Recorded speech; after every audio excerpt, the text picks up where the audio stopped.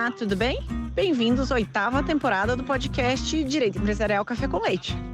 Esse é o podcast perfeito para quem busca conhecimento jurídico durante a correria do dia a dia. É a sua biblioteca, em áudio gratuita, repleta dos principais textos e dos autores de direito empresarial no Brasil. Eu sou Amanda Taide, mineira cruzeirense da UFMG na origem, com passagem em São Paulo, no Largo São Francisco, USP, e Candanga, Fluminense e UNB de coração. Casada, mãe do Pedro, de 6 anos. Pedro, Pokémon, Charizard, Pikachu, Bulbasaur e Charmander. Do Luca, de 4 anos. Lucas, Hot Wheels, Let's Race. E tutora do Vira-Lata Farofo. Sou professora da UNB e consultora no Pinheiro Neto Advogados, nas áreas de Direito da Concorrência, Comércio Internacional, Defesa Comercial e Interesse Público, Compliance, Anticorrupção, Acordos de Leniência e Negociação de Sanções e Direito Empresarial em geral. Esse é um podcast simples, curto e gostoso, como um café da manhã, mais rapidinho, durante a semana. Você quer navegar pelo podcast? No site podcast.direitoempresarialcafécomleite.com, os episódios estão organizados sistematicamente, facilitando o acesso a temas como teoria da empresa, fundamentos do direito societário, sociedades limitadas, sociedades anônimas e muito mais. Pegue então sua xícara de café com leite ou chá, seu tênis para fazer exercício físico ou seu fone de ouvido para ouvir no meio de transporte diário. Vamos então comigo para a próxima xícara de café com leite? A nossa xícara de café com leite de direito empresarial de hoje vai tratar de um artigo do professor Douglas Braith, intitulado Loss Distribution, Forum Shopping and Bankruptcy, a Reply to Warren. E para isso a gente vai ter a alegria de contar com a super professora Márcia Carla Pereira para comentar esse artigo. A professora Márcia Carla é professora titular de Direito Empresarial na Universidade Federal do Paraná, é advogada, é doutora em Direito das Relações Sociais pelo UFPR, pós-doutoranda pela FGV de São Paulo, pela Faculdade de Direito de Lisboa e pela Universidade de Paris. Professora Márcia Carla, é uma alegria enorme a senhora ter aceitado o convite para participar do nosso podcast, por apresentar, de um modo simples, curto e gostoso, esse tema da insolvência empresarial e da recuperação judicial no Brasil, sob a perspectiva do artigo do professor Douglas Braith. Querida Amanda, é um prazer para mim participar deste seu podcast, que é algo muito importante para nós, essa sua iniciativa, os assuntos que você tem tratado. E não poderia estar mais feliz do que participar hoje comentando um tema super importante para a gente, que é relacionado à recuperação e falência das empresas. Então, para a gente começar, professora Márcia Carla, conta para a gente quem é esse autor e qual que é a relevância desse artigo, por que a senhora escolheu comentar esse artigo aqui no podcast. O Douglas Braith, ele é professor de Direito na Universidade de Chicago e ele tem, fora esse trabalho, vários outros, sempre relacionados à insolvência empresarial e qual é o papel, principalmente na experiência norte-americana, do juiz nesses processos. Ou seja, o Douglas Braith se preocupa com a existência de um tratamento diferenciado para a empresa insolvente que possa vir a ser um tratamento que torne a recuperação ou torne a falência algo desejável para o empresário, como se aquele empresário tivesse em mente que vale tudo para que a empresa não seja fechada. E isso pode conduzir a comportamentos indesejáveis. Então, conta pra gente, na visão da senhora, de modo inicial, qual que deve ser o grau de intervenção do Estado nesse contexto de insolvência empresarial? Nós temos que considerar as várias etapas que existem na vida de uma empresa quando ela passa de uma situação de regularidade para uma eventual situação de insolvência. Então, quando pensamos em qual é o papel do Estado, pode ser uma escolha, como, por exemplo, está acontecendo agora na experiência francesa, de o Estado ter ferramentas que permitem que se identifique um potencial de insolvência da empresa antes que ela aconteça, e com um prazo médio de 1 ano e meio antes da insolvência deflagrada. Aí o empresário é chamado perante a autoridade administrativa e ele toma ciência de que foi detectado um sinal negativo para aquela empresa. Esse sinal negativo não é absoluto, pode ser que seja um erro na interpretação de dados, por exemplo, ou o empresário pode, a partir daquela informação, tomar alguma atitude para evitar incorrer em insolvência. Ele não é obrigado, e todo o processo é sigiloso. Outro momento é quando o Estado intervém através dos procedimentos previstos na lei. Então, na experiência brasileira ou na experiência norte-americana, nós temos a recuperação judicial, extrajudicial, temos a falência. E já juntando agora com o pensamento do Bird, o Estado deve interferir o suficiente para evitar que haja um conflito entre credores que venha a tirar valor dos ativos da empresa devedora.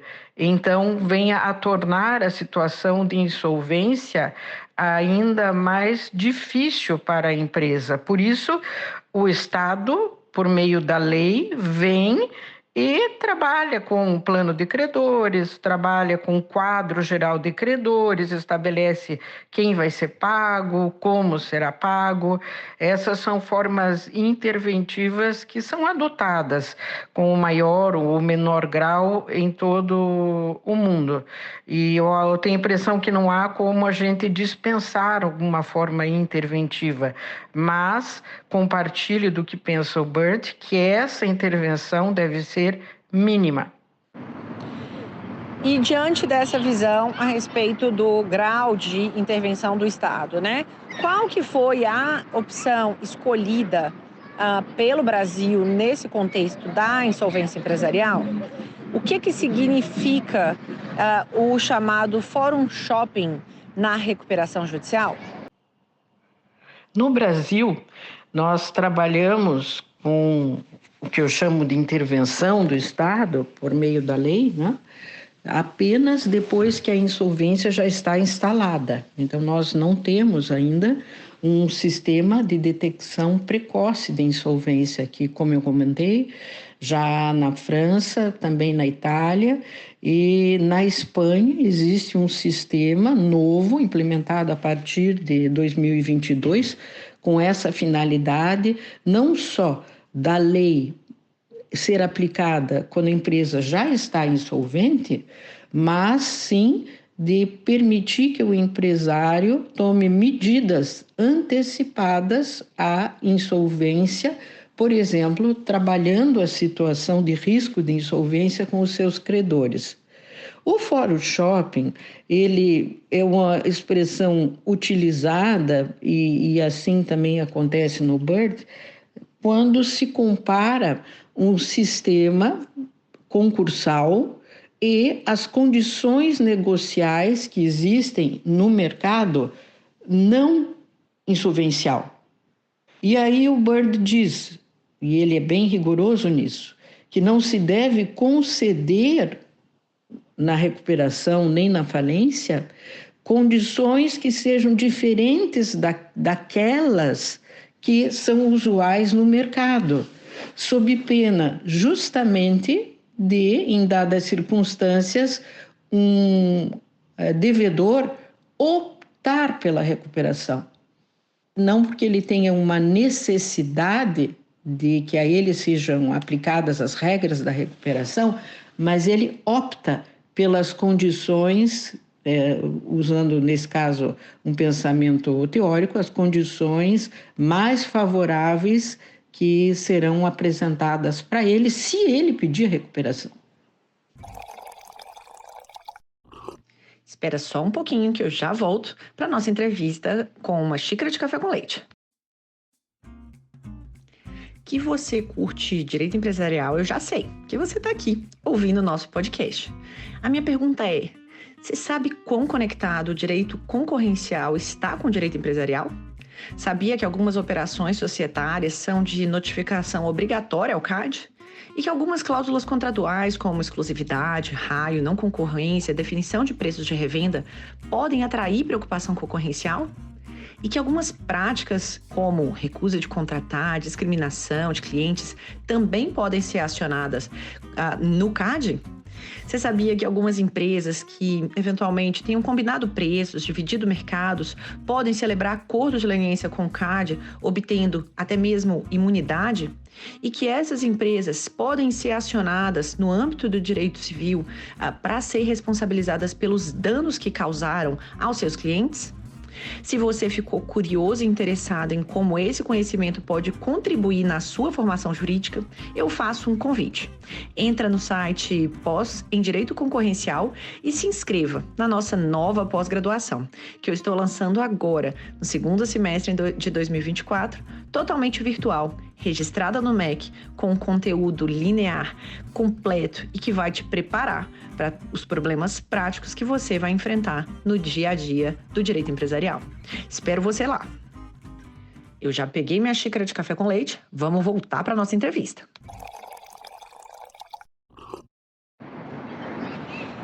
E aí, nesse contexto que a gente discute Fórum Shopping, por que a gente tem visto tantos casos no Brasil, recentemente, com pedidos de grandes empresas, pedidos de recuperação judicial? Na visão da senhora, quais que são os maiores prejudicados no processo de recuperação judicial e quem podem ser, né, os maiores beneficiados de uma recuperação judicial realizada de modo adequado? Realmente temos nos surpreendido com pedidos de recuperação de empresas bem importantes, grandes empresas brasileiras, no campo do varejo, da construção. E o fundamento utilizado é basicamente o de que ainda é um reflexo da crise pandêmica, problemas de crédito, e que é necessário que se mantenha aquela empresa e que, portanto, deve a ela ser concedido a recuperação judicial. Inclusive, já temos alguns precedentes de recuperação judicial de empresas que ainda não cumpriram o plano de recuperação judicial de uma recuperação anterior, que não é previsto na lei, mas nós temos precedentes. E, desta forma, a mim parece que se deve ter muito cuidado quanto à utilização da recuperação, porque ela traz um potencial de perda muito grande para os credores. Então, por exemplo, quando é uma empresa prestadora de serviço que tem pouquíssimos ativos, é muito importante para os credores que a atividade da empresa continue, porque se a atividade parar, o credor não vai receber nada.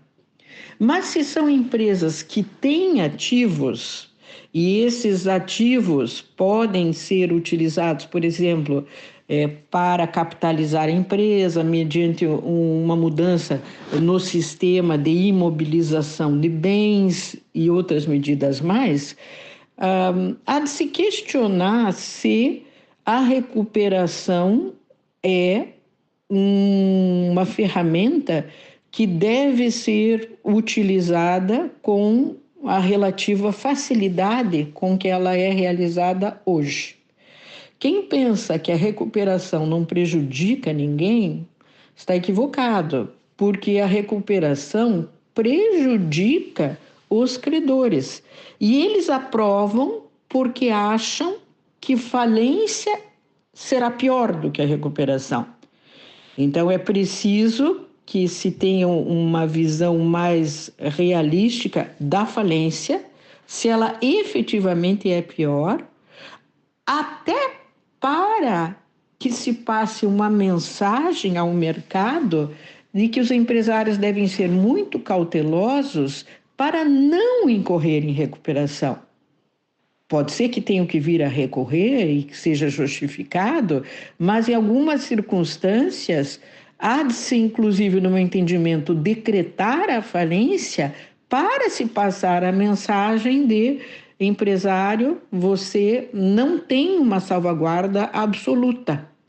Então, quem ganha numa recuperação é o devedor, porque deixa de fechar as portas, ainda que possa ter algum tipo de prejuízo em termos de reputação no mercado.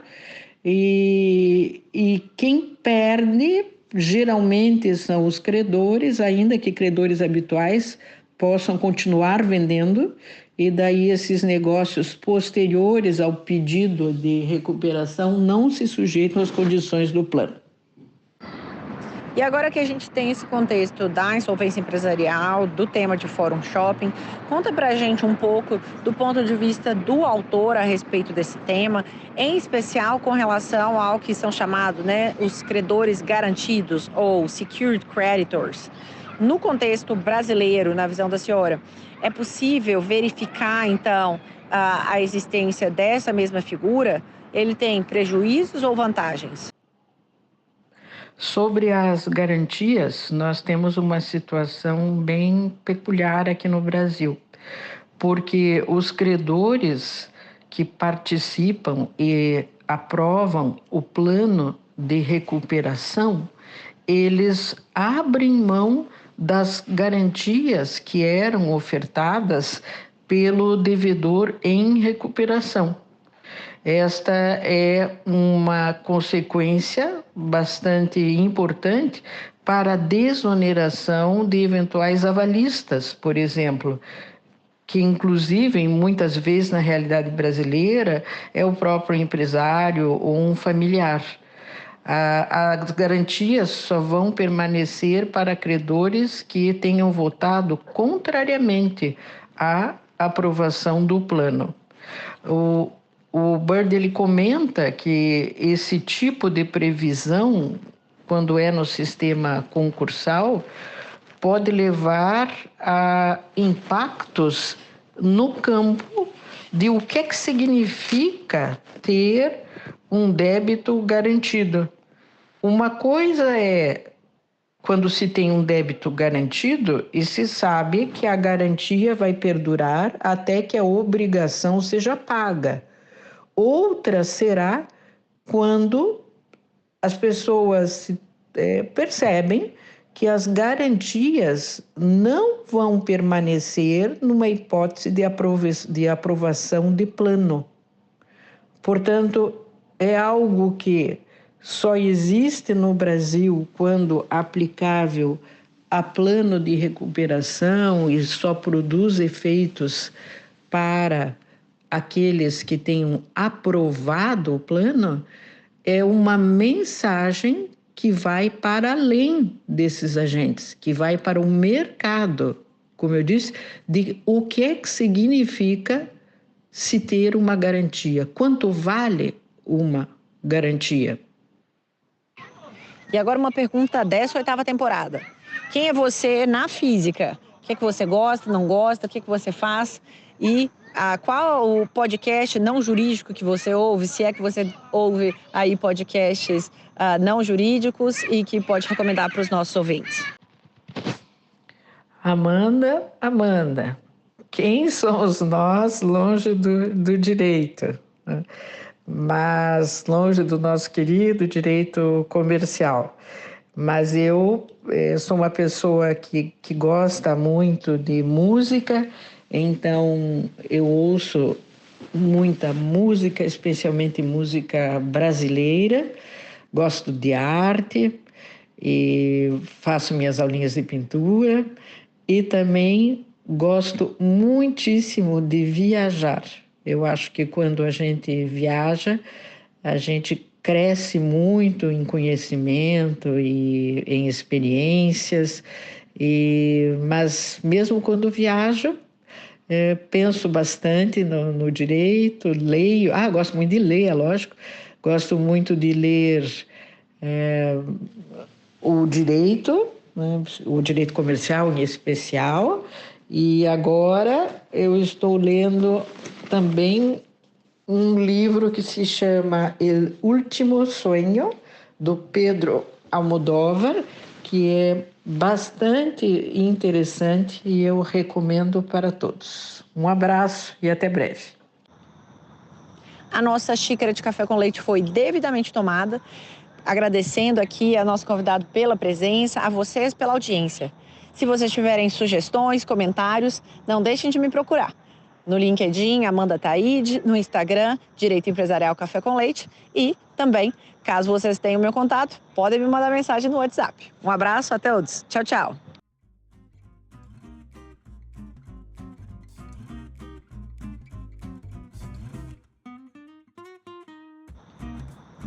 A nossa xícara de café com leite foi devidamente tomada.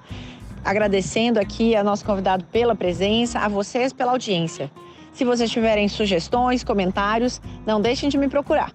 No LinkedIn, Amanda Taide, no Instagram, Direito Empresarial Café com Leite e também, caso vocês tenham meu contato, podem me mandar mensagem no WhatsApp. Um abraço, até todos. Tchau, tchau.